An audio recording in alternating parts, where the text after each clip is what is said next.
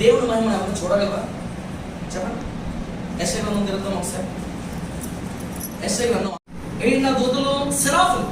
Okay, దూతల్లో కూడా చాలా ఉంటాయి, చాలా వేరియేషన్స్ ఉంటాయి. అందులో సెరాఫులు ఉంటాయి, ఇంకా చెరూబిమ్స్ ఉంటాయి, ఇంకా ఏంజల్స్ ఉంటాయి, ఇంకా చాలా. కాకపోతే ఇక్కడ సెరాఫులు అంటే సెరాఫులు ఎవరంటే దేవుణ్ణి స్తుతించే బిడ్డ, దేవుణ్ణి ఆరాధించే బిడ్డ. ఇక్కడ మనం చూస్తే ఈ సెరాఫులు కంటే ఎన్ని రెక్కలు ఉన్నాయంట?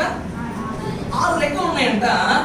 2 రెక్కలదేమో ముఖమును, 2 రెక్కలదేమో కాళ్ళను, 2 రెక్కలతో 2 రెక్కలేమో ముఖమును కప్పుకుంటాయి, 2 రెక్కల కాళ్ళు. ఎందుకు మొహాన్ని కప్పుకోవాల్సిన అవసరం వచ్చింది?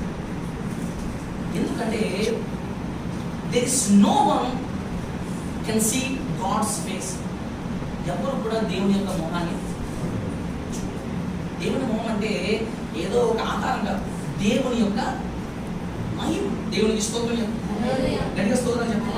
ఇక్కడ దేవుని మహిమని ఎవరు చూడలేకపోతున్నారు అంటే దూతలు అంటే దేవుని తర్వాత పొజిషన్ ఉండేది ఎవరైనా అంత పరిశుద్ధంగా, అంత గ్రేట్ యాట్రిబ్యూట్స్ కలిగిన వారు ఎవరు? దూతలు. మానవుడు ఎందుకు పనిచేస్తారు వాళ్ళ దగ్గర? అలాంటిది దూతలు ఎవరు చూడలేకపోతున్నారు దేవుని మహిమను. దేవునికి స్తోత్రం చెప్పు. అయినప్పటికీ అదే దేవుడు మనందరిని ప్రేమించి ఆ మహిమ కలిగిన వాడే మనందరి మధ్యలో నివాసం చేసి